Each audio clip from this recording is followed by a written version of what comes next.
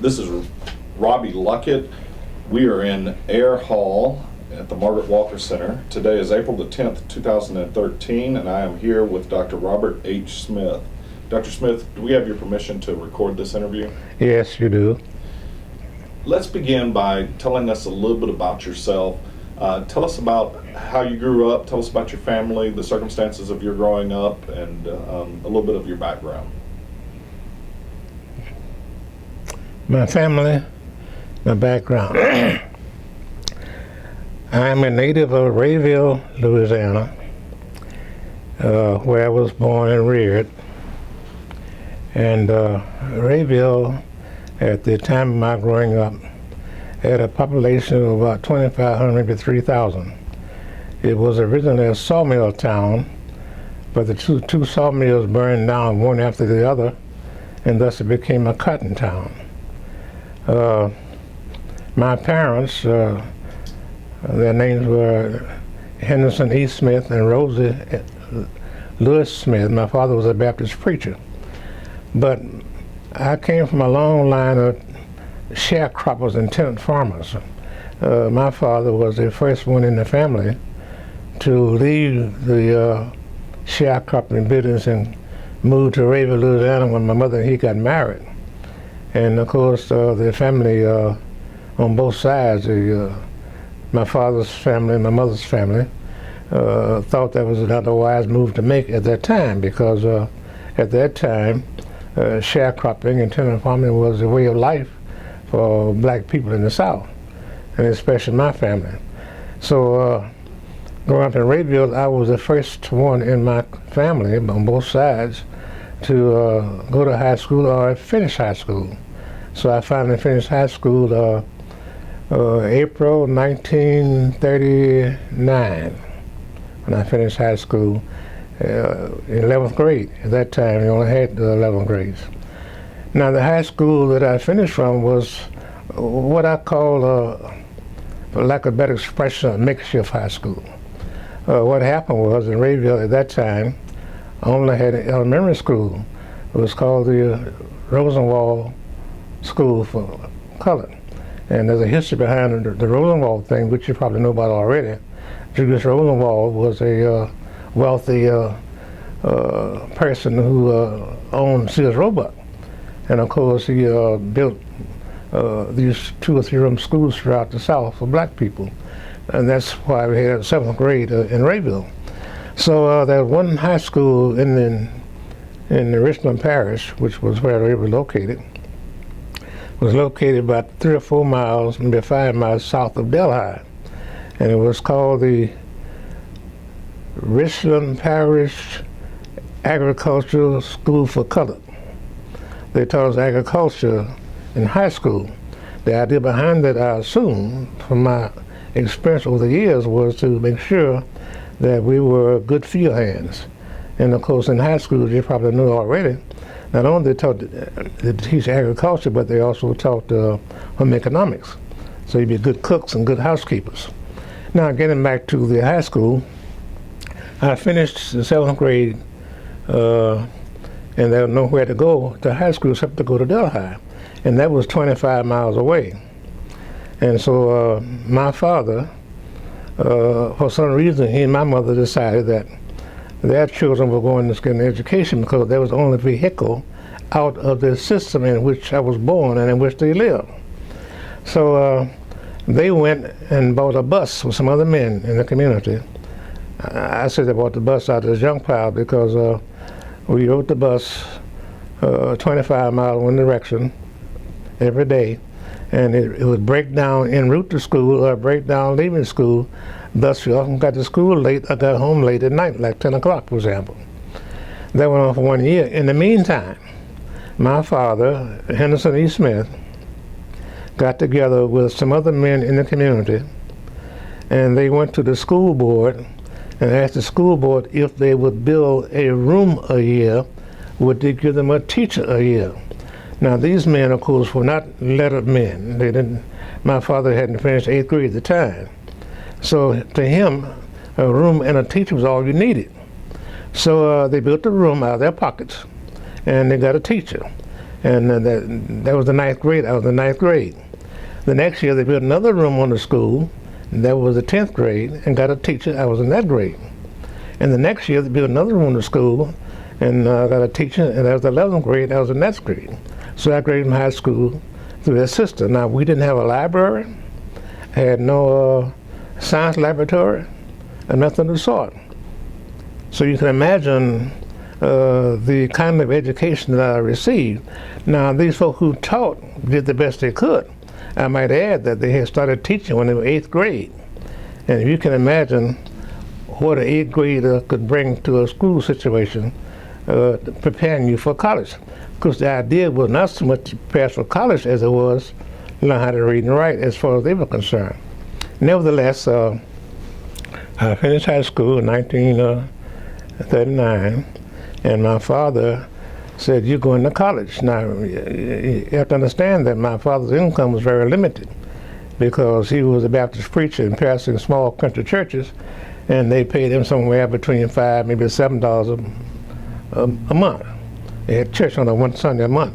You probably don't know about that, but that was a big day. On the first Sunday was one church, second Sunday another church, and so on the line. So anyway, that meant the income was limited. So my father knew an influential white man who was a legislator in the state of Louisiana. His name was Conan. I can't remember his first name right now.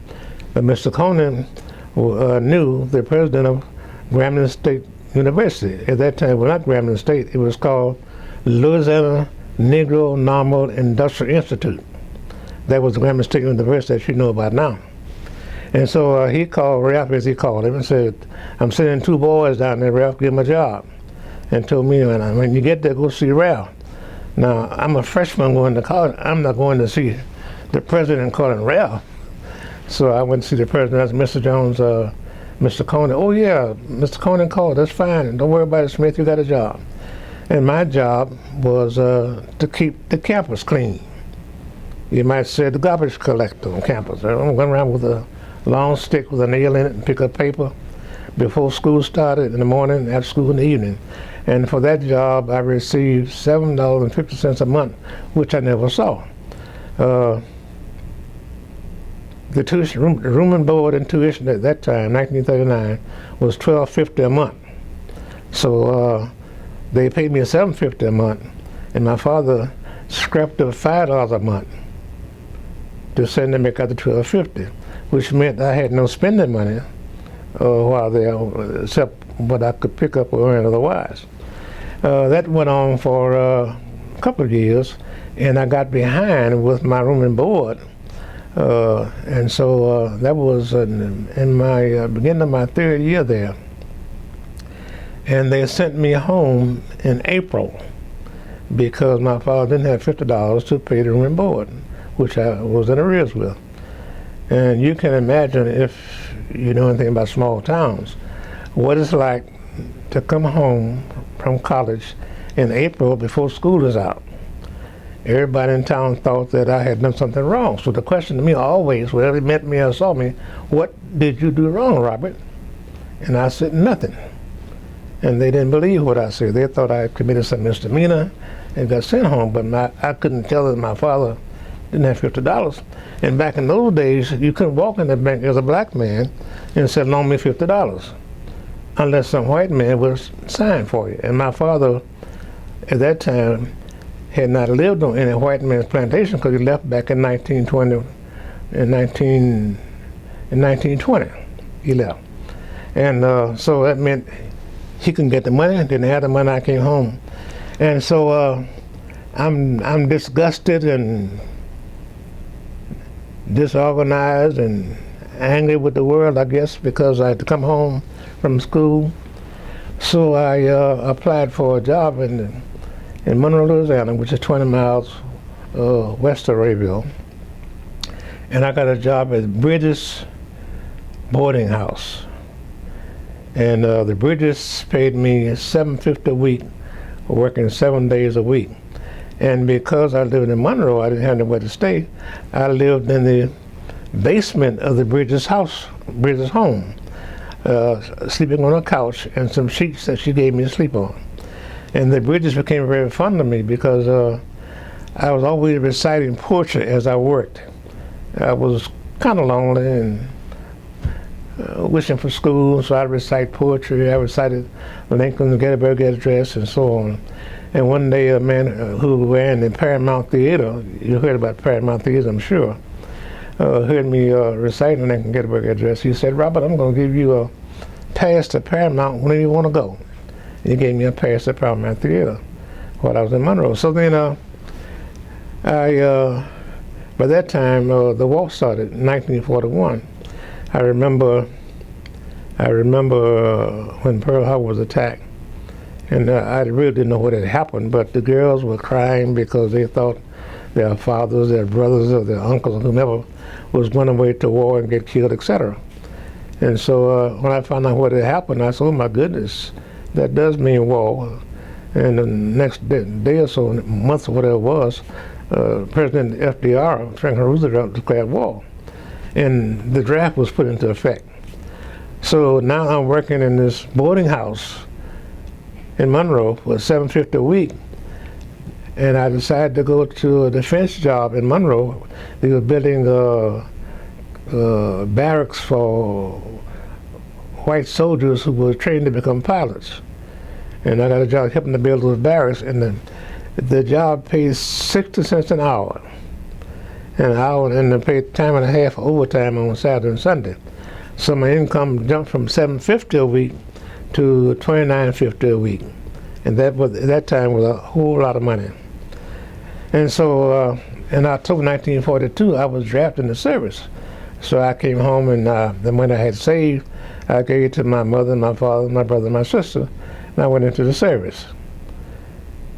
My draft date was October 24th, 1942.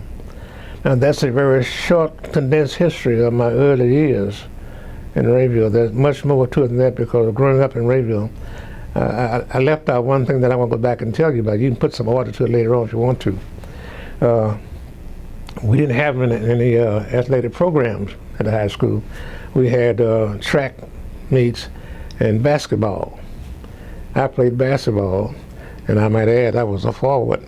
And my highest score was 33 points in one game. And that was a big day for me, 33 points in a tournament at that. At any rate, the point I want to make here is that we didn't have a gymnasium, outside courts. And you can imagine playing basketball in a uniform that was meant for in-house play and playing outside in the cold weather. And I thought it was terrible then, but then when I thought about it, we must have gone to several high schools in the area: Farmerville, Norton, Tallulah, this is Louisiana town, by the way, Port St. Joe, Columbia. None of these high schools had a gymnasium. All had outdoor courts, which meant when the weather was bad, raining, we couldn't play the game. I have gone to high school and they take croquet sack. You know what a croquet sack is?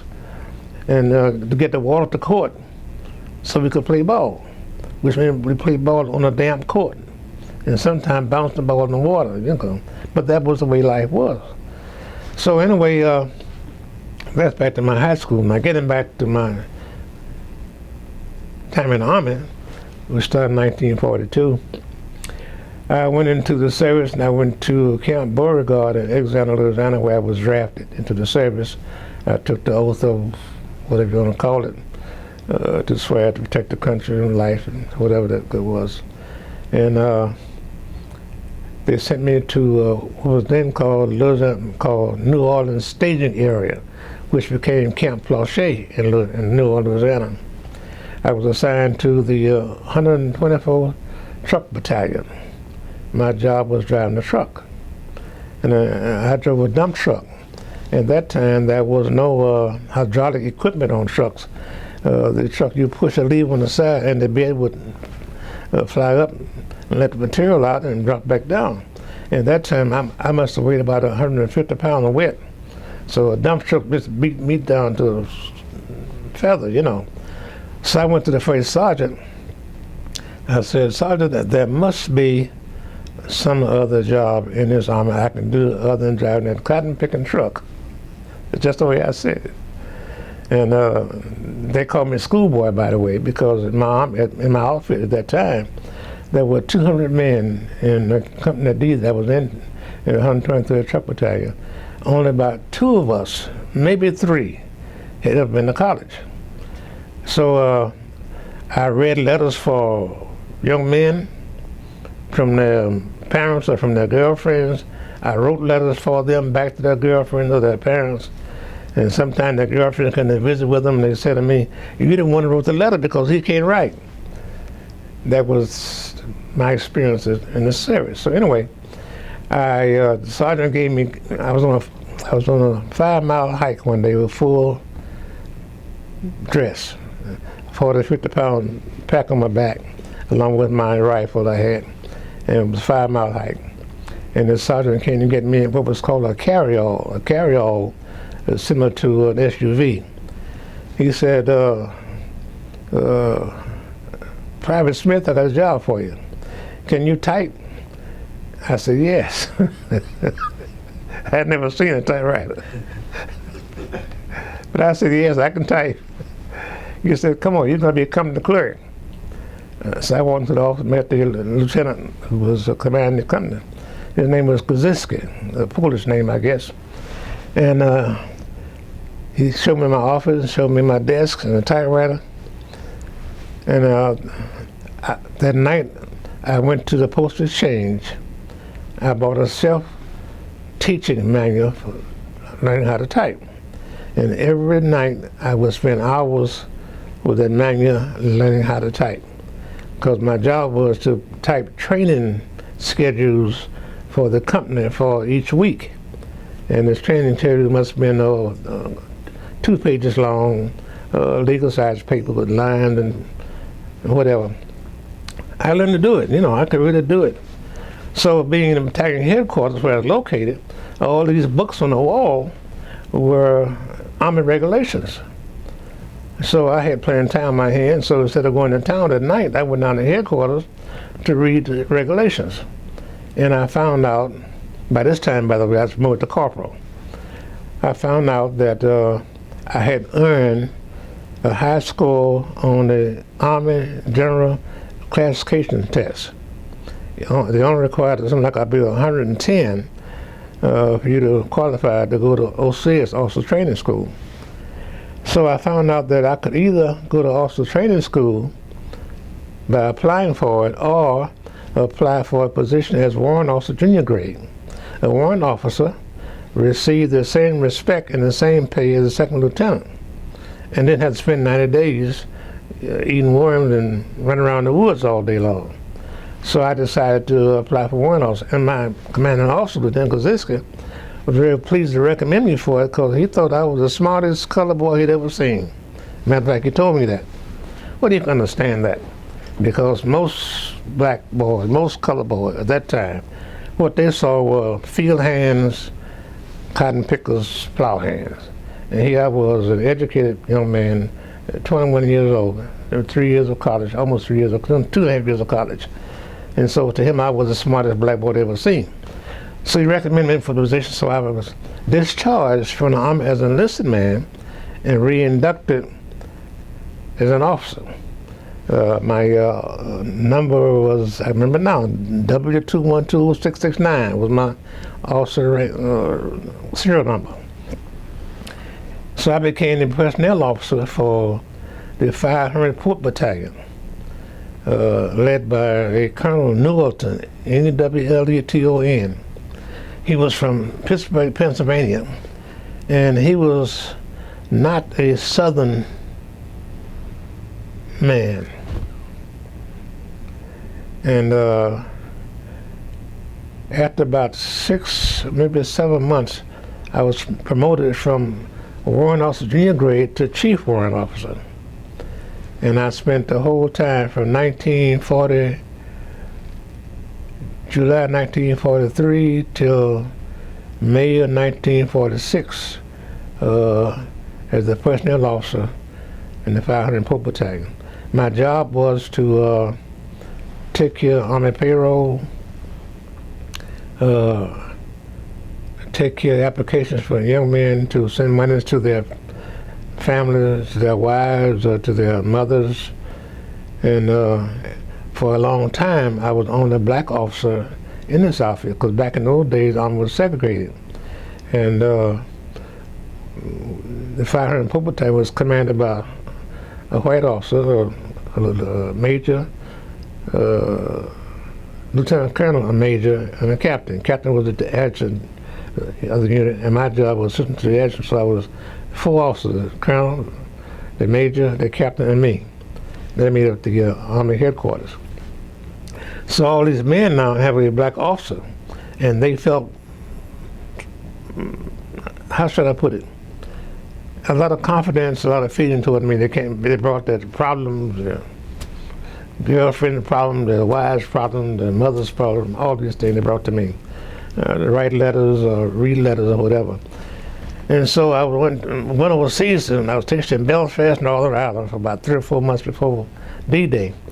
And I taught about 20 or 25 men how to read and write. Now, they couldn't read and write like I could, but they could write as much as one sentence. I miss you, I love you, I'll be home after the war. That was the length of their ability to write. But for them, that was a tremendous experience to be able to write a letter home and address it and say, I love you, I miss you, I'm coming home soon. But when they got the letters from home, I still had to read their letters for them because they couldn't read the letters. Letters 2 or 3 pages long. And I would skip the unpleasant stuff and read only the good stuff. And I didn't want to give these men bad news. So anyway, they said, well, now, will you write me an answer, please? So I sit down and write one answer to the letter, nice letter to their mother, to their girlfriend, and had them to put an X or whatever, or I signed them for them, and send away. That was my experience in the service. So in 1946, I was discharged from the service. Now, the interesting thing about that, I was a chief warrant officer, and I was earning $350 a month, plus monies for I got what they call it, room board anyway. And so I would have stayed in the service if I could have stayed in rank. But because it was wartime, my rank was temporary. And they said, well, so Smith, we can only keep you in service as a master sergeant. Well, I've been in the service now, what, almost 4 years? And I had seen everything. From a racial perspective, with white officers and black soldiers, I've seen it all. So I knew that if I took a position as a master sergeant, that at any time I displeased my southern captain, that he could change my grade from master sergeant to private, just by writing a special order. I knew that. So I said, no, I'm not going to stay, and that's too treacherous. I can't depend on that, so I'm coming out of the service. In the meantime, FDR and the Congress had passed the GI Bill of Rights, and that was absolutely a godsend, because I went back to school, got my bachelor's degree with the GI Bill of Rights, I got my master's degree with the GI Bill of Rights, I bought my first house with the GI Bill of Rights, the whole thing. So then I finished college in 1947 from Southern University in Baton Rouge, Louisiana. And I got admitted to University of Illinois in 1947 for a master's degree in sociology and political science. And the program was a 1-year program, but my advisor told me that it would take 2 years, and notwithstanding the fact that the catalog said 1 year. Well, when I got into it, I found out why, because by the time you do the coursework and do your thesis, you know, it takes 2 years. So I managed to get 2 years, I got a master's degree. Well, I had decided a long time ago that I want to be a college professor. I made that decision my first day in college. I walked into the classroom. I went to the classroom. A young black man came in, meticulously dressed. I never shall forget. His name was Floyd Sanders. He's deceased now. He became He was in theater, what do you call it, theater, I guess you call it, at Grambling State University. He died about 5 years ago. But I went to him and I said, look, I want to be a professor like you. What should I do? He said, get a master's degree. And I'm a freshman. I said, master's degree? What is a master's degree? I never heard it before. He said, well, you get a bachelor's degree and go to university and you get 2 years old and you get a master's degree and then you get qualified to be a college professor. Yes, sir, I'll do that. So I got my bachelor's degree, and I went to the University of Illinois, and I got my master's degree. And I might add that my time there was really exciting too, because Illinois, was located in Champaign, Urbana. I lived and we were in Urbana, Illinois. And the year before I got there, they had organized what was called the Student Christian Civil Rights Organization. What they were doing was trying to secure the right, first of all, to eat in a union building on the campus of the University of Illinois. That was 1946, before I got there. But 1947, when I got there, they had just begun to eat in the union building at the university. But you could not eat in the restaurants that surrounded, the fast food restaurants, or McDonald's and whatever you want to call them around. So we decided to, I joined them, by the way, we decided to protest that. Well, Illinois has a civil rights division in the state constitution. And we had what we call a test group. We would go in, the black students would go in, but some white kids come in behind us to observe what was going on. They were part of the organization too. And most of the time, they do one or two things. For back in those days, a hamburger cost 25 cents. And we sit down and order a hamburger, and they would charge us $5 for a hamburger. And we had somebody to witness that. They would tell us they couldn't serve us at all. Somebody to witness that. When that happened, we write a letter to the I guess Attorney General, state of Illinois, about a situation, and they would respond by telling them they had to serve us in their restaurants. We went into the biggest restaurant in town one day. I've forgotten the name of the place now, but anyway, we went in there at dinner time, which is around about 5 o'clock. This was when all folks coming in for dinner. And of course, they closed the place down. And that was the biggest achievement that we made, because they got a letter back from the Attorney General, so you got to open up, you got to serve everybody. So that was done. Then we decided to go to theaters, because theaters back in those days, even in Champaign, the balcony was for black folks and the mezzanine was for white folks. So we decided to go in and sit in the mezzanine area. And that created if you can imagine, a lot of noise. We got that cleared away. So in the meantime, I got married to my wife in 1948, and we were still fighting the remnants of segregation in Champaign. And my wife and I went into a restaurant one Sunday afternoon, and we sat down in this restaurant, ordered our dinner, and the dinner came, and we had a waitress standing beside our table. And we take a sip of water, she poured water in the glass, filled it back up. In the meantime, these white folks sitting around at the table, oh no, why they didn't have a private waitress. It was amusing, really. And so they couldn't have a private waitress, so they began to complain about it. So they sent out all the waitresses they had to go to the table. So they were glad when they finished eating and left. Now what to put in the food, I don't know. Looking back on it, I wonder, they must put it in there to, lucky to be alive. And, but my time there was exciting. I enjoyed that. I got a master's degree. And then I decided to start applying for jobs. But back in 1948, when I graduated, 49 rather, when I graduated, jobs were not easy to find.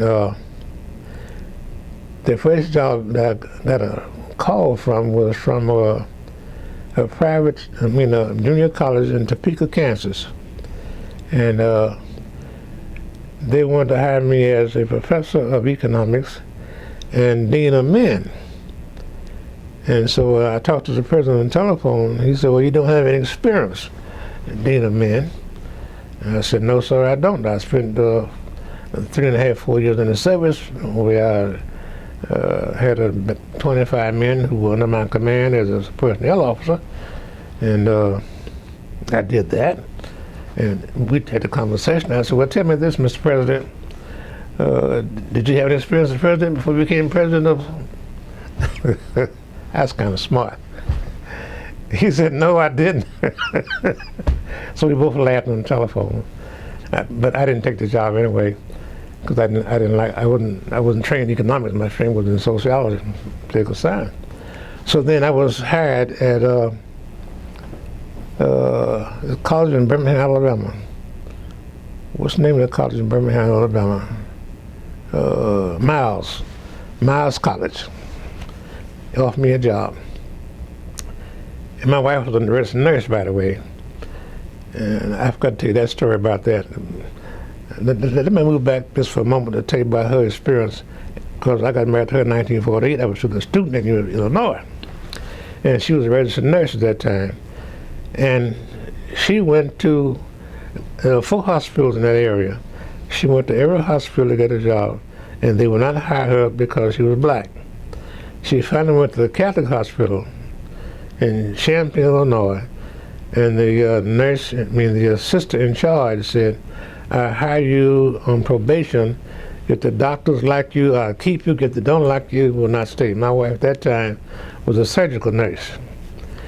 And she got the job, and they liked her, and she stayed there until we left a year later. I've got to left that out. I had to patch up as I go because the thing come back to me, you know. So now my first job at Miles College, and the president wrote me a long letter about his expectations and where I was to stay and all this kind of stuff. I didn't like the letter because I could see that this small private school, this president must have been a dictator. I picked that much up from the letter. I said, well, this is the only job I have. Meantime, the dean of the college, at Miles College, came to Champaign to interview me. And that's before they hired me, by the way. And he liked me and said, I'm going to hire you. And they offered me a letter. And so in the meantime, I had applied for a letter at Florida A&M University. And they wrote me a letter that said I could have the job there. Well, Florida A&M not only was a state school, but they had a hospital on the campus of Florida A&M, and my wife was a registered nurse. So we decided to go to Tallahassee, to Florida A&M University. And that's where we went. And she became eventually the director of nursing for the hospital. And I was still instructor of sociologist for the Department of Sociology at Florida A&M University. Well, I was at Florida University from 1949 until 1973. I left as an associate professor. In the meantime, I didn't have a PhD at that time. And Florida State University was across the street, so to speak, from Florida A&M University. I went to the dean's office one day. My salary was not what I thought it should have been. By this time, we've got 3 babies, my wife and I. And both our income, the first year we were there, my salary was $28.80 for 12 months. I mean, $2,800 for 12 months. And her salary was something like about $200 a month as a nurse. So we brought home a total of $300 a month. Husband and wife working together. But we lived on campus. So at any rate, we bought our first house in 1950. The first year we were there, we decided we wanted a house our own because we were living in converted army barracks and made it into apartments for teachers. And you can imagine what that was like. You know, the walls were paper thin, you know, because sneezing they hear you next door. So anyway, we moved out there and bought our own house in 1950. Well, at Florida University, my first year there, I was the only professor of sociology on the campus. They had made a complete change because they had fired the president of the university. His name was Gray. You probably heard of His son was at one time the director of the, what's the program called that's designed to raise money for black colleges? The United Negro College Fund. United Negro College Fund. Gray, his son, was the executive officer there. He became a preacher like his father, by the way. And Gray was ahead of his time at Florida A&M University. By that I mean he was thinking way ahead of the college board in terms of his desires and vision for the university. And that was more than the board could tolerate, if you get the picture. And so they fired him. And not only they fired him, they fired his whole administration. So when I went in with the new administration, interim president, and the only professor of sociology on the campus. Well, this is my first year of teaching, and I needed a mentor for sociology, somebody to talk to, but I had nobody to talk to. In the meantime, I was assigned 5 classes, 15 hours. And as a newlywed, every night I'm reading half the night so I can teach the next day. Because in front of the desk is not like being in the audience, you know, the student. I have to direct their thinking and ideas and the whole thing, you know. That was new to me. But I was going to make it because I had this young wife I just married, and this pretty girl wanted some money, you know. So I worked hard at it. In the meantime, the guy who was there ahead of me was at University of Washington, at Pullman, Washington, got his degree and came back. And the dean called me in the office and said, I'm going to make this man chair of sociology. Well, you know, and by the way, the year I went there, we called it Department of History and Sociology. And the girl who was professor of history was the head of the department. She said, Smith, I don't know anything about sociology, so whatever you teach is all right with me. And so we got along very well. So the new guy came in and made him head of the department. Well, you know, I didn't care because all I wanted the job. I didn't know what the head did, you know. The head of the department, what does he do? Now, I know that sounds awful, but that's the way it was, excuse me. So anyway, he became head of the department. So there were 2 of us now. So the interim president had a daughter who had a degree in social work, and she came the next year. So there were 3 of us now in sociology. And we literally built the Department of Sociology at Florida University. By the time I left there in 1973, we had about 200 majors and had a faculty of about 10 people. Now, we did that because we wrote proposals for grants, grant money. Now, I wrote the first grant in the Department of Sociology. I got $50,000 for a grant, which I had padded because I thought they were going to cut back, and they gave me more money than I asked.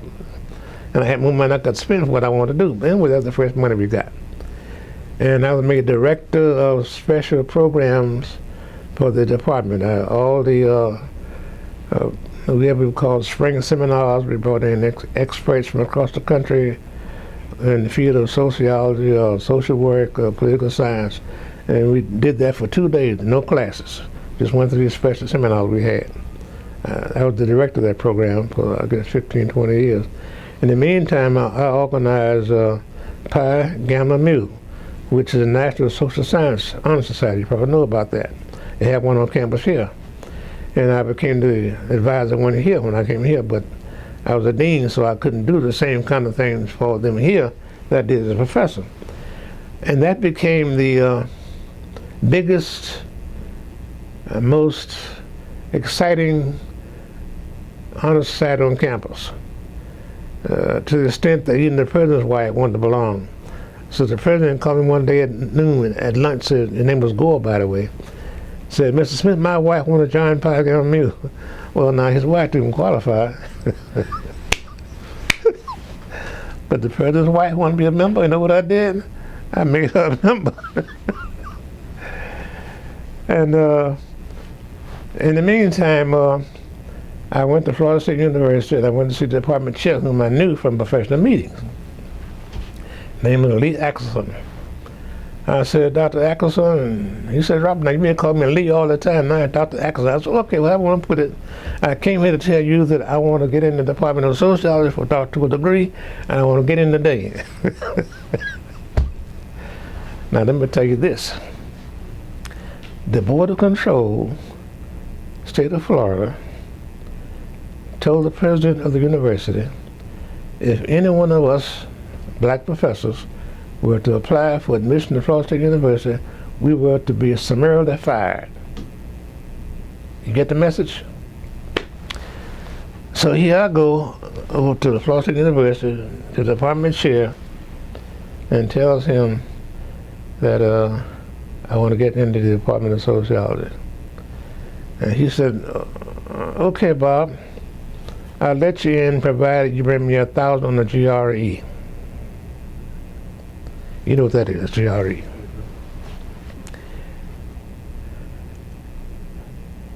I said, okay, Pops, in the meantime, you can start taking courses starting this fall if you want to, and take courses in the summer, but you've got to come in for a year to do your residency. So I took my first course, that was in 1968. And I took a course in the summer when I was off. One course in the fall, one in the spring, and 2 in the summer. Until I got no courses. And they said, well, come in for a year for your residency. So, okay, I went in for a year, my residency. And then I got my proposal for my dissertation ready and did that. So I graduated in 1973. March 1973 with a PhD in sociology from Florida State. But let me back up now. Here again, you could do a little patchwork, Doc, because I'm going to go back to the experience I had in high school. I mentioned basketball. I forgot to tell you this. Because we didn't have a gymnasium to play in, and the white school downtown Rayville had a gymnasium, a football field, it had the whole works. And we had just one building. 3 of us boys, 3 of us, AC, Leon, Robert, 4 of us boys. One time, it was 1937 now, and if you get the picture, 1937, you're a historian, you know what 1937 was like for black folks, okay? We went downtown Rayville, this 2-story building, went upstairs, down the hall to the principal's office to ask him if we could play basketball games in that gymnasium. He had one word. You know what that one word was? No. We walked down the hall, back out the room, back to school. Now, if anybody had squealed or hollered or anything ordinary, they would have carried us out and did what white folks do to black folks in 1937. My father never knew about that. The principal of the school never knew about that, but the coach knew about it because we told the coach we were going to do that. I thought about that when I went to Florida State University and told them I want to get a PhD from Florida State in this GRE. So now I'm in the program now, and I'm on the black boy in the program, black man in the program. And I must tell you this. One day in this class, one of the guys in the class said, Bob, is it true that black men are more potent in the bed than white men? And I'm talking to me now. I said, if this fool doesn't know any better, I'm going to help him out. I said, you mean you didn't know that? The prof just died laughing. I had a good time there, I really did. The dissertation was fine, everything was fine. And the day after my defense of dissertation, they called me Dr. Smith. I literally floated across campus. I went back to Florida A&M and down the hallway of my building, all on both sides of the hallway. And congratulations, Dr. Smith, both sides. So now I went to see my dean, who had told me, I'm not going to raise your salary until you get a PhD. That's what he told me. And that's why I went to Florida State in the first place. I got angry with the dean for telling me that. And I knew one man in Florida State where I go talk to him. When I talked to him, I got in. So now I got my degree in my hand. I walked in his office and put it on the desk. Here's my degree, doctor. My dean. He started laughing because he knew what I was going to say next. He said, Bob, I don't have any money. I said, find some. Oh, I must take you this money. Enough people left off now. When I got ready to go to Florida State for my year of residency, the president of the university sent for me. Now, I'm an assistant professor. No, I'm an associate professor now. I'm an associate professor. And the president sent for me. I said, now, what in the name of Tom Nation do you want to see me about? And the president, I got a department chair, I got a dean, I got a VP academic affairs ahead of me, and he sent for me. I said, what in the heck does he want? And I knew him, by the way, because we were professors together. I got in his office. He said, Bob, says, how much money it takes you and Grace for you to go to school? My wife's name is Grace. I said, what? I'm shocked, you know, because we had saved some money to pay for the house note and other stuff. 3 kids going to school while I was going. He said, look, I know you're kind of shocked, now, but go home and come back tomorrow and bring me your budget, tell me what you need. I went home and sat down with my wife, and we padded the budget because I knew we were going to cut it back. I went the next day, I put the budget on the desk. He said, that's what I'm going to give you for 12 months. I said to my wife, when have you got this money for 12 months? But now I can't fail because the family is behind me, the faculty of Florida A&M knows I'm in school, and the president is paying my way to school. So I got to pass, right? That was pressure multiplied by pressure. Nevertheless, I managed it and got through with it. So then, the summer of 1972, they had what was then called a 13 college program. You heard about that? 13 college program? Jackson State was in that program. The dean sent for me because the department chair had asked me to go to Dallas to represent Florida A&M.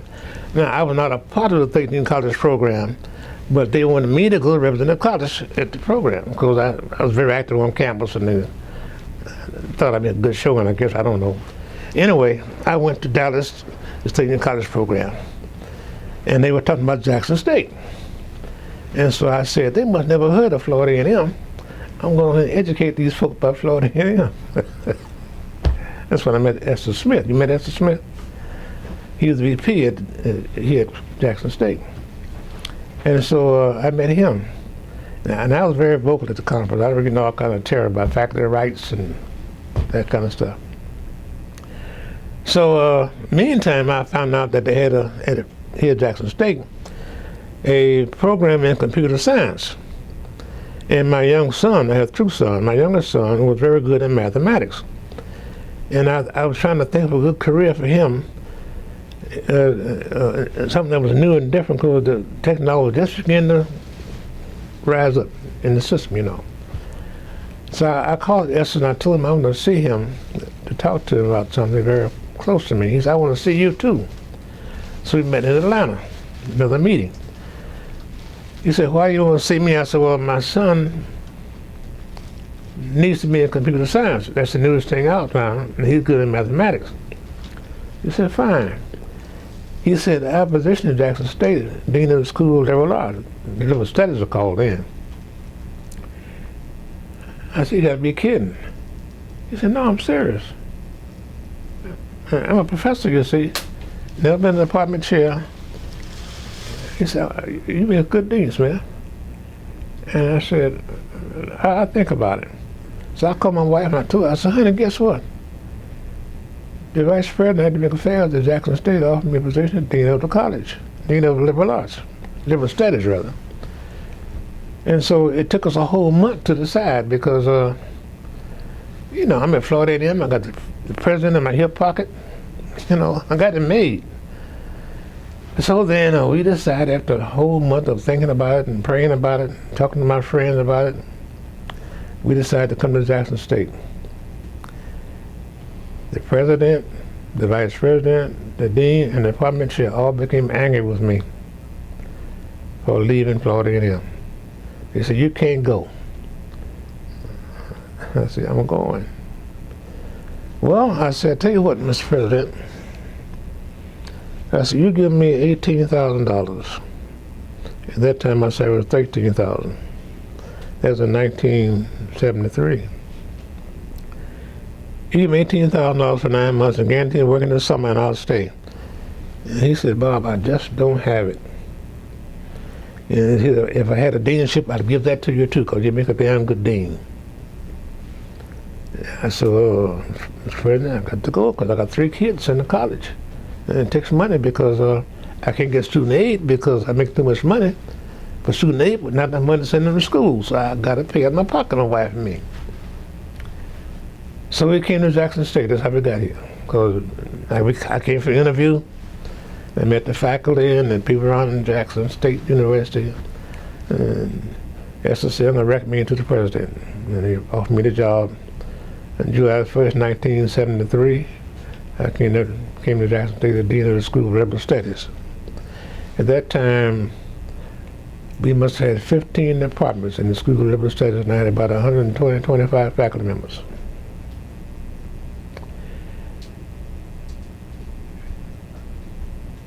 I better stop there unless you ask some questions. But I can go on. That was pretty good. So what were your initial impressions of Jackson State?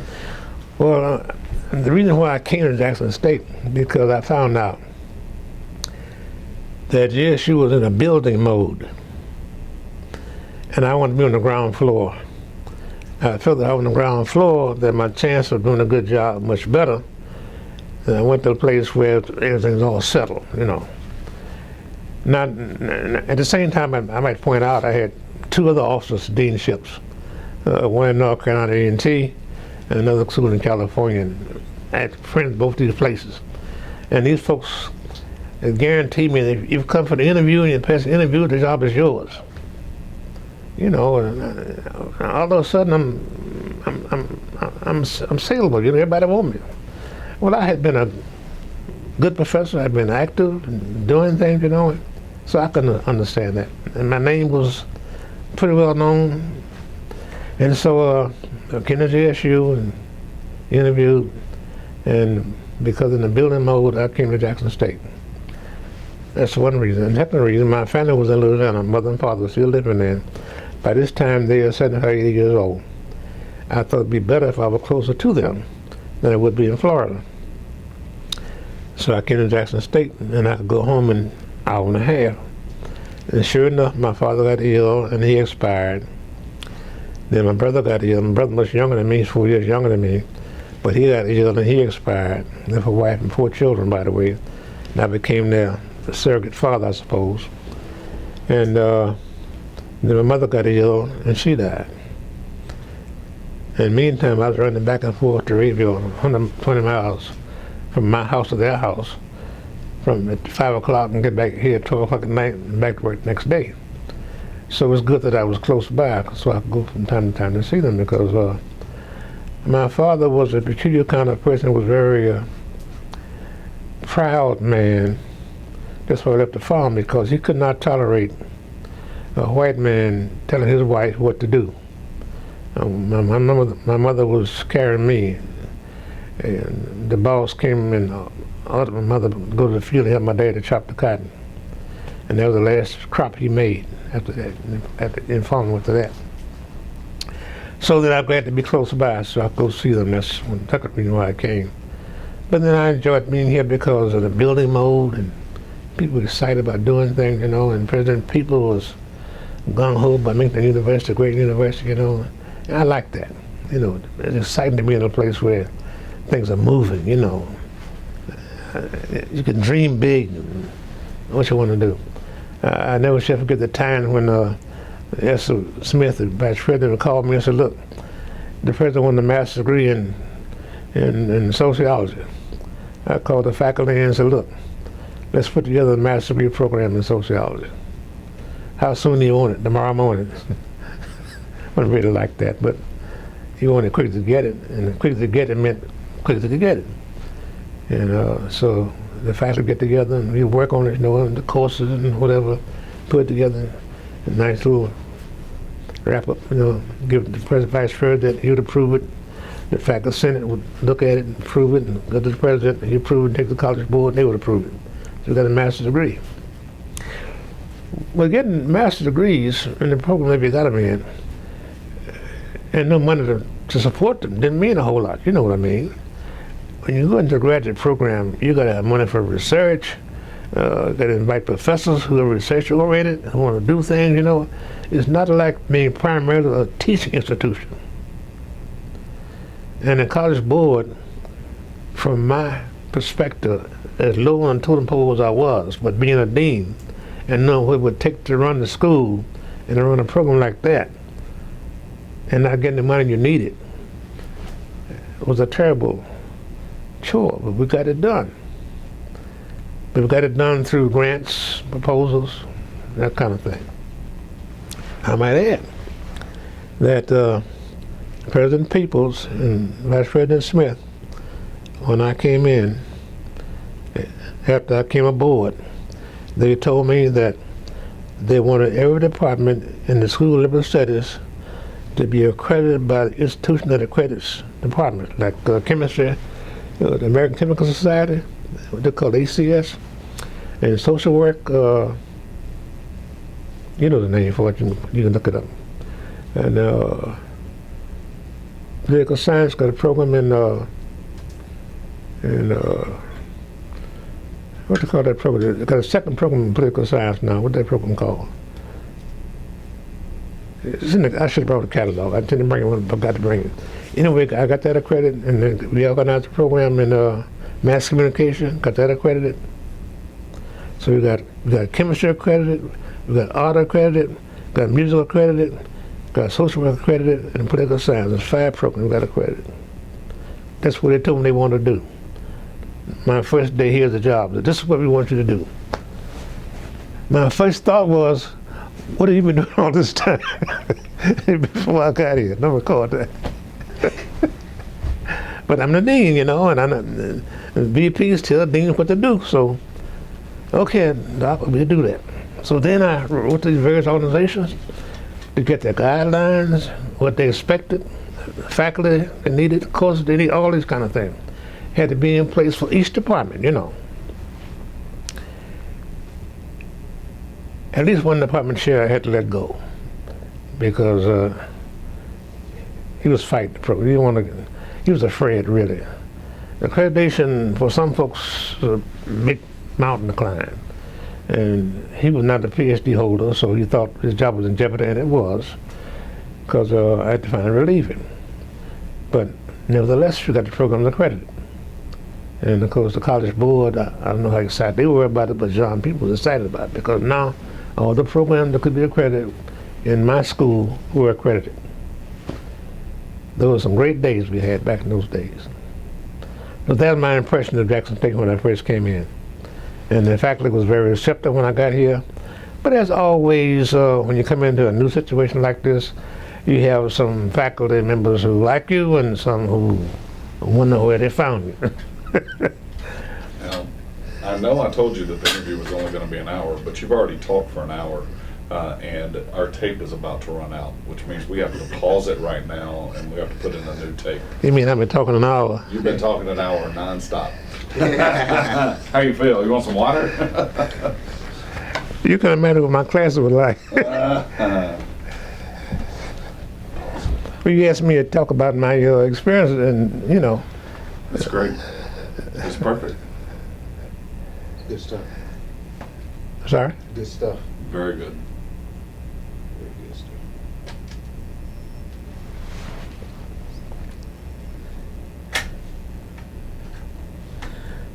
stuff. Well, I'm gonna let you talk now. I'm not gonna do any talking anymore. My wife. Glad that you mentioned John Peoples. We had him in there for an interview earlier this week. He did. He was here. So I want to, as soon as we get loaded back up here, I want you to tell us some more about John Peoples. As soon as he gets I hope I didn't contradict him in any kind of way. Okay, can you tell us a little bit about John Peoples and what he was like as president?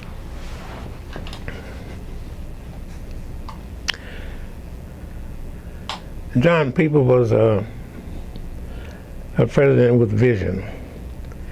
He saw JSU as becoming a great university in the sense of being like other universities in the state and the nation. And we did everything we could to help make it become that. That's one of the reasons why he wanted the programs accredited, because that's the first thing you do to become a great university.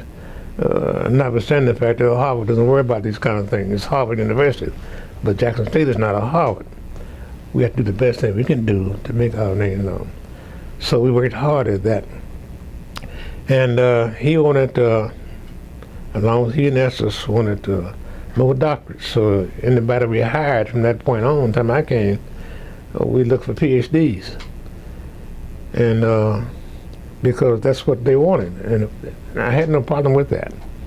But you can understand that the faculty we had on board, many of them didn't have PhDs because, like me, they had started earlier when all you had to have was a master's degree. But now college universities were declaring wanting PhDs, because that's one of the vehicles for being a great university. So John Peoples then was a kind of person who reminded us of that bring me some candidates with PhDs. And if can, bring them with experience. Well, you know how it is with the university. People are always looking for jobs because they don't like where they are, don't want to be where they are, something happened where they go, those kind of things. Somebody just out of school, one lady I hired, she's still here, by the way, Jackie Franklin. You probably met her in criminal justice. I met her in Chicago at a conference, and she was a young lady running around with a new PhD trying to find a job. And she met who was looking for, so I came back and I told David Bass, I said, here's the application, and a beautiful young lady who I think it fit the program. Because what we did, the faculty in the departments would tell me who they want. I said, look, give me 3 names of people you want to hire, so that one doesn't take it, down the line, but give me your choice. If you got 20 candidates, you decide what 3 you want, and then I can take it from there. And that's how we did it. And so in the meantime, long before I got here, they had already put together a document for promotion and tenure, which you probably have seen already. And that became the document that we followed, not to mention the faculty handbooks. I read the handbook, and I read these documents, so I know what to do and how to do it, because they were very much aware and very much concerned that we should follow the guidelines and the policies of the university. You must have that to be a great university. Folk on board have to be with the program, You can't be on board going south and you're going north. Y'all got to go the same direction. It's got to be a team effort. And that was John's idea. Let's do it as a team. And I appreciated that, because I got support from him when it came to the department of being accredited. I never shall forget, in social work. We invited the team down, the team that came down to look at us to see if we were ready to be accredited. And they came down and stayed 2 days and denied us accreditation. Well, Curtis Bayham was the person who was in charge of social work at that time in the Center for Urban Affairs. And he and I looked at that program from A to Z. And we said, there's nothing wrong here, no reason why they should not have accredited in the first place. So we went to see Dr. Peoples and Dr. Smith. We said, look, get them back. We can pass this program. Dr. Peoples said, if I get them back, I got to pay for it. Can you assure me we're going to pass it? Now, my next one in line, and I got a wife and 3 kids. I said, I looked at Curtis, and he looked at me and said, yeah, we can pass it. Okay, get them back. The next year we brought them back. And that day, they came back for the review of the program. I had a cold, chills, and fever. I went to my doctor. He said, go home and go to bed and drink some orange juice. And I said, today, of all days, I can drink orange juice in my office. I got some orange juice and I drank it. And I was feeling bad as 10 puppies, I guess. But I made it through that day. And next week, 10 days later, got the program back approved. So my neck is saved. So he's a good president. I enjoy working with him. I really did. Were there other people who stand out in your memory at Jackson State? Well, there were people like Lee Williams, for whom the building is named down there. He was assistant to the president, and Lee was a very meticulous kind of person. I enjoyed working with him because he would make sure things were exactly like they're supposed to be. And he was a nice guy to work with. Esther was a nice guy to work with. He was very meticulous about things, you know, and we had disagreements sometimes about things, but never to the point where we were fighting about it. You know what I mean? I mean, forever fighting, you know. We disagreed on a gentleman and scholarly basis, you know. And I ended up by saying, well, Mr. President, Mr. Vice President, that's the way you want it done, that's the way I do it, you know. I remember on occasion that the president, we had a professor who was way out of line with what he was doing. He got a proposal funded, and it was pocketing money, so to speak, and giving out the way he wanted to give out to students, you know, come to see me and I'll help you. Well, it was a departmental thing, not his thing, you know. And it got to be a problem with it. I went to see the president, and the president said, let's give it another chance. I said, Mr. President, my recommendation is we send him back to a classroom. He's a good teacher, let him teach. And just take the proposal, graduate, and let somebody handle the grants. Just do that. He said, no, just let him stay on a while longer. 3 months later, same man, back in the same office with the same people. I didn't say a word. The president said, well, Smith, you know, I know what you're thinking. And I was thinking, if you had done like I said in the first place, we're going to be back here now. That was the kind of guy he was, you know. Give you a chance to really cut the mustard. If you couldn't cut it, then you're gone. And I had some faculty members who didn't like things. They'd come in and say, like one lady told me one day, I'm going to resign today. I said, okay, fine, that's what you want to do. And she did resign that day. And I called Esther and I said, look, this lady want to resign today because she doesn't like certain things going on, and I'm going to accept it, and I wish she would accept it too, and he did. And so she was gone, you know. I'm talking about teamwork. And he could have said, no, Smith, get her to stay on, you know. He didn't say how you organize the class because he knew I was going to take care of that. It's my responsibility to see the class was taken care of, so, and I did. But that was the kind of teamwork we had between Esther Smith and Robert Smith and the president. What about one of your faculty members, Margaret Walker Alexander? Margaret Walker Alexander was an outstanding person. He was a scholar in every respect of the word. I first met her in Atlanta, Georgia at a conference. It was before I came to Jackson State. And she was raised in terror then at the conference. She was a speaker. And I found her quite amusing. And I wondered, I said, my goodness, she must be terrible to work with and work for. And she was a go-getter, push of what she wanted. And she came to school one day and she wanted something to come to office first. Dr. Smith, I want so and so and so. If you don't get it, I'm going to see the president. Dr. Alexander, I don't have the money, I can't give it to you. I'm going to see Estes, Dr. Smith, you know. She go to his office. And she went to the president. The president called me, called Estes, called Margaret up there. All those in his office. Because Margaret wanted some money that we didn't have to give her. Meantime, the class got to go, you know. I said, excuse me while I go make arrangements for the class, you know. Somebody, I called the department chair, Dr. Alexander can't be there, sends me back to the class, and so forth and so on. That's the kind of person she was. She wanted to make sure that things went the way she wanted to go because she doing her research and she wanted money to do with. I enjoyed working with her because she was the kind of person that made you better than you were. You know, like basketball players, one player make you better because you gotta play harder. That's the kind of person she was. So I enjoyed her tremendously, I really did.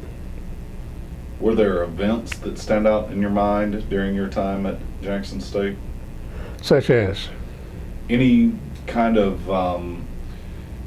maybe social events that were happening on campus, any kind of maybe activism or anything like that on campus, sporting events, anything that maybe... Well, let me share this with you. While I was a dean, I was trying to think of some way to excite the faculty to do more research. So I started a program called Spotlight on Scholars. You may have seen the program somewhere in the files here, I don't know. The idea was to get faculty members who had written papers or made presentations at scholarly organizations to be recognized on that day. And it became a big event for the faculty. And I don't know whether they still carried on, probably don't, because Mary Benjamin succeeded me as dean here. Then Dr. Robinson, who was my assistant when I was here, took over from Mary Benjamin. But Dolly was my next in command in terms of a program. I said, look, Dolly, make sure this program goes, it's your baby. And she did it. Now, whether they still have it or not, I don't know. But that was a very exciting event to have those programs every year. And the faculty became very excited about it. And once or twice, we got some money to give to the best presenter, the best paper, we thought, a trip to a professional conference. And that meant a whole lot because somebody got a free trip, you know, money to go and whatever. Because money was scarce, you can imagine that, no money for travel, not to mention. Only one or two people could travel, so here's the person who earned the right to travel, you know. So it made it kind of exciting. You mentioned Dolly Robinson. Of course, our College of Liberal Arts now is named for her. Yeah, I know. Speak about Dr. Robinson. Well, let me share with you. She was chair of the Department of Music at the time I was trying to get the place accredited. And so I called her in and we talked about what had to be done in terms of faculty, in terms of courses and that kind of thing. And she's very cooperative with that. And so later on she became my assistant dean. And so we worked very closely together. And so I said, okay, Dolly, from now on, you're going to be the person in charge of all the accreditation programs in the School of Liberal Studies at that time. And of course, I was a backup, you know. She would do the, what you call it, the trench work. And when it got to me, it was sort of finished product. And I had to review it and make sure it's right and that kind of thing. So we worked very well together. As a matter of fact, I changed the name of the school from Liberal Studies to Liberal Arts when Hilton became president. I did that because I thought that it would be more in line with what universities are doing. Now, what I did before I did that, I called all the major black institutions in the country, Howard University, Hampton College, Hampton University, Atlanta University, Southern University, Alabama A&M, all the schools that I called. All of them had schools of liberal arts rather than schools of liberal studies. I said, let's get in line with all the other universities. So I recommended to the president they would change from liberal studies to liberal arts. That's how it became liberal arts. What was the reason for that specifically, other than these other institutions were doing that? Was there something pedagogically or in terms of the scholarship at the time? Pedagogical, because I thought that if all universities are doing this, why must it be different? Because studies to me sounded more like a high school kind of thing, you know what I mean? And I wanted to be a university with all the trappings and that go along with it. Organization, whatever, to make the university. What do you think was your perhaps greatest accomplishment or accomplishments during your time at Jackson State?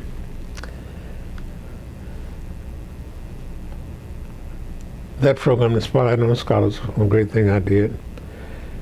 But my greatest service and accomplishments was the lives that I touched, students and faculty. Students came to university to learn, be taught, And my job was to assure them of a solid education by working with the faculty and making sure their courses are what they were supposed to be, and doing course outlines and that kind of thing, make sure they met the ideas of this particular course. And the fact that I was also instrumental in helping people to move their own lives ahead, faculty, promotion, and tenure. Every year we had 5, 10, or even 15 promotion and tenure hearings. And to get ready for that, they knew what to do to get ready for it. And unfortunately, I had to say no sometimes because some folks didn't quite measure up. And it's tough to say no, but it was my job. I couldn't say to the vice president, this man is ready for promotion, when in fact he was not, because that was not my integrity was at stake as a dean. And I called the department chair and I said, you recommend this man in spite of the fact you knew 1, 2, 3, 4? Well, he's a good man. I said, that's not good enough. He's a good man. But did he do 1, 2, 3, 4? No, he didn't do it. Well, we can't do that. So I must inform you first, I'm not going to recommend it. The committee that we appointed had a committee come to my office to met, wouldn't go along with it, so that's where we are. So tell them that we're not going to do it this time.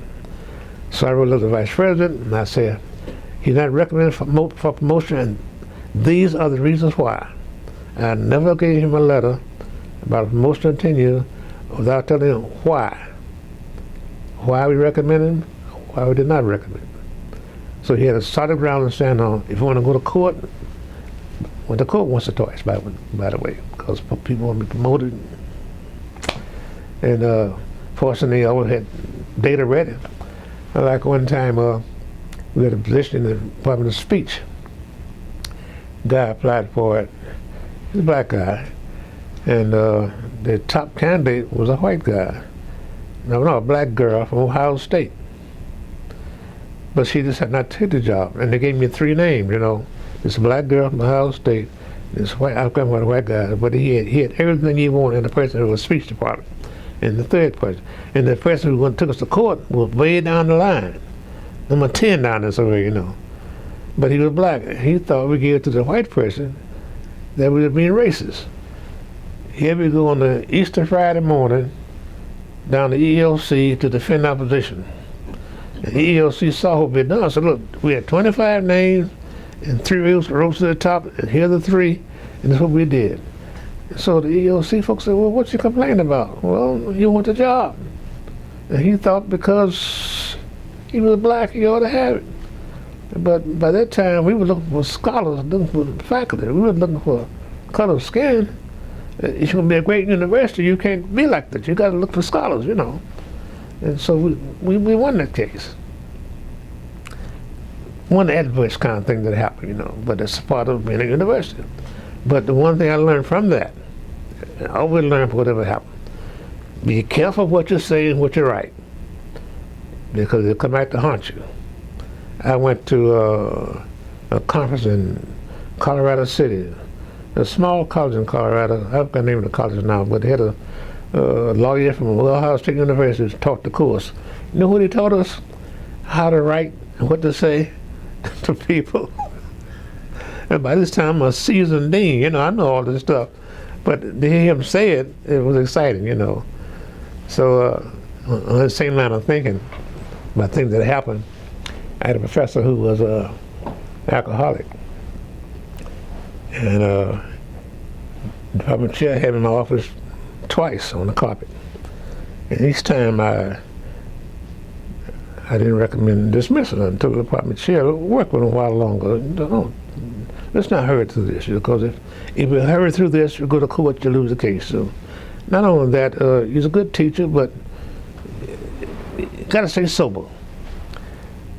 So finally one day, he came to class deliberately inebriated. Here comes the department chair, dragging him in, wobbling. I said, Doc, this is it. He had a PhD, by the way. He said, man, be compassionate. I said, well, I have been compassionate. This is the 3rd time, remember? He said, yes, you have. He said, will you recommend me? I said, oh, yeah, I recommend you. He left, went to Dallas, Texas.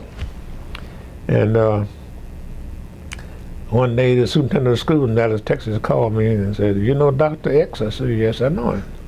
He said, "I got your letter." Well, the first thing he asked me, the telephone I was on was at a direct line from my desk to his desk. He said, "This is no party line, this is a direct line." He said, "I got your letter, but it didn't say anything."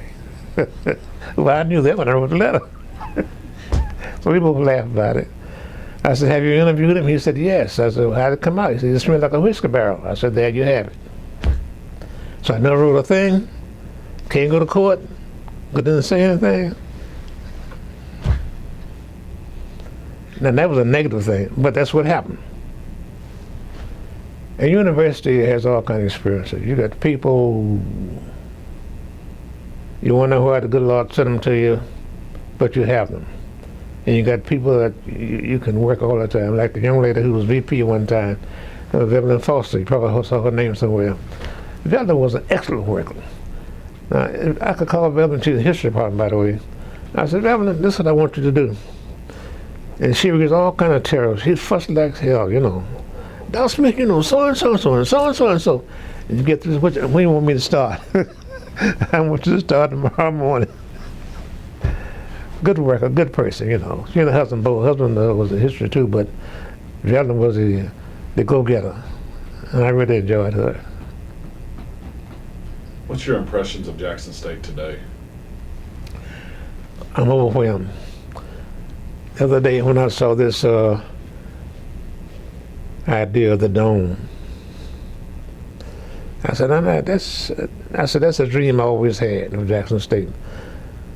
Because every time I pass by Memorial Stadium there, have you ever been lately, passed by lately? The state has leased it out. All these cars are parked there. So when a game occurs, there's nowhere to park in the stadium lot. Plus the fact students can't get up there, let's go on the bus and get up there. It's very inconvenient. This is the only school in the system that doesn't have its own stadium. And that dome to me was the epitome of what I thought ought to be. And the legislators said no, I thought it was terrible to say no. They could have said yes, so we're going to float some bonds, you can pay for it in due time, like do everything else. The legislator does what it wants to do when it gets ready. You know that and I know that. It just didn't do it for whatever reason. I won't say what the reason was, but they didn't do it. But if she keeps on at it, President Meyer, if she stay on it, get a line behind her, they'll get it done. But this is a great campus. When I came here today and saw all these new buildings I hadn't seen before, I almost got lost around here. I was excited. I said, my goodness alive, why couldn't I have had this when I was here? This building here was falling apart. As a matter of fact, when I left the dean's office, I came over here, my office over in this building here. And it's just nice now. I said, I was born too soon, you know. I should have been born in 1965 and got to Pacific Jackson State, and I'd be at a great university. And by the way, Florida A&M was the same way. We left there, and you all see that campus now. It's like Jackson State. It looks like a university. We went there, had 4 buildings on the campus, you know. Now they got all over the place. Jackson State, the whole community now, not built a dome. That means all the space around, the parking space, and all these houses are going to be gone. Now I feel sorry for the people who have homes that are paid for, who cannot buy a home for the money they get for the home they have now. I feel sorry for them, but that's what growth is all about. It hurts some people, and some people, you know, get good experience out of it. You know, that's the way things are. What would you say to Jackson State students today? The same thing I've always said. You're here for a purpose. You get an education. Make the most of it. You have 4 years to do it, unless you flunk some courses, and you shouldn't do that. Education is serious business. This is not playtime. We play football on Saturday, but on Monday morning we go into class. And we're not going to talk about football. We're going to talk about sociology. That's what I taught. And I expect you to get a lesson. You don't get a lesson, I'm going to give you an F. No doubt about it. I love all of y'all. But my lesson you got to get. I said, now if I did it, you can do it. In my circumstances of growing up, far worse than yours, believe me when I tell you. Like I told you about the school I went to, 1 grade a year, no library, no laboratory. I went to Grambling State, and they had a new science building. I went to the biology class every day with butterflies in my belly because it was a new, I never saw a microscope till I got there. I said, what in the name of is this thing here? They said, a microscope. What do you do with that? But I managed it because the cotton field and me didn't get along. I worked in the cotton field at 18 years old. My father was not a farmer, but I did work because I wanted some money to go to school and whatever. That's what I would say to the kid today. I'm sure the professor would say the same thing to the professors. Get your work, because this is the beginning of your life as a career person. You don't do this well, you don't get a job well. I have two children rather, degree from Jackson State. My daughter is a registered nurse at Baptist Hospital. She has a master's degree in nursing. My son Rodney, coming in town tomorrow as a matter of fact, degree in computer science. That boy has had 3 jobs. Each one he didn't ask for, they sent for him. No job of these 3 jobs have paid him less than $150,000 a year with a baccalaureate degree from Jackson State. And right now he is one of the directors at Fannie Mae in Washington, D.C.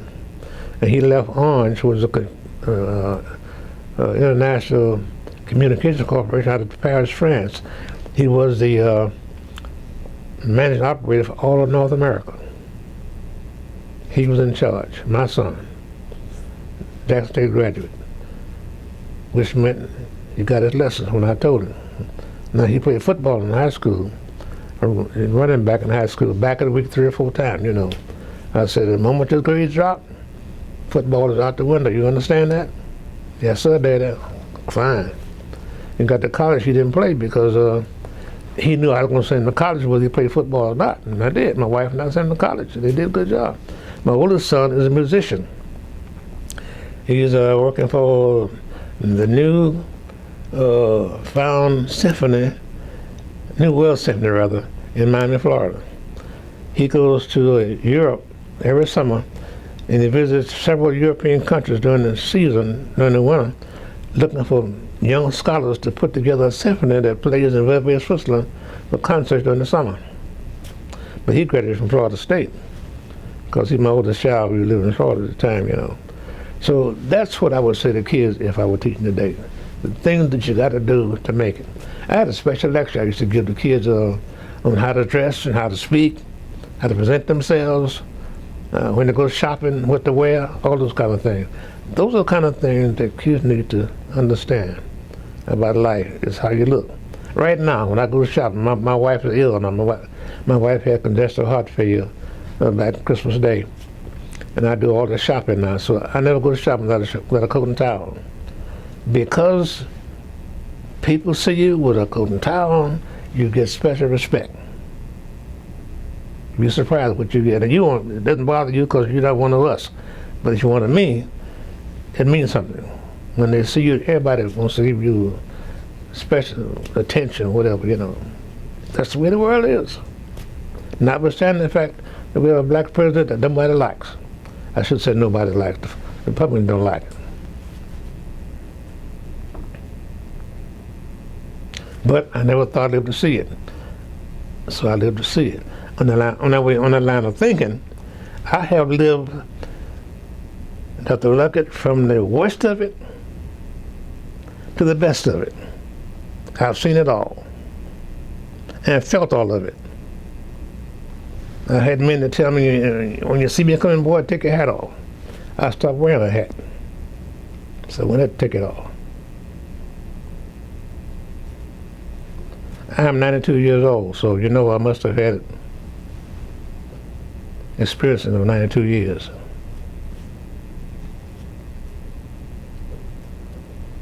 Well, this has been great. Is there anything else that you want to add that hasn't been said in the last hour and a half? Goodbye. No, I think I have covered most of the events that are worthy of attention, and I've said enough for you to dig a little further on. And if you dig a little further, you'll find out some things that like the accreditation things I talked about, and you know, you're in a great place, a great time. It's a greater period of growth when you're here than it was when I came, because times are much better now. And the College Board is much more sensitive now about needs of education as opposed to when I came. You'd be surprised to know when I came in '73, the College Board was interested in stopping Jackson State. Did you ever hear that before? They wanted to stop it. They're growing too fast. Let's stop them, you know. And we were studying, moving. The president of the people said, let's keep moving. Let's not stop because they said stop. It's a university. Well, we appreciate your being here. This has been fantastic. And I know for a fact we could spend easily another hour and a half doing this, just digging in some more. But we'll have to get you back another time for round two. No. Thank you so much. It's been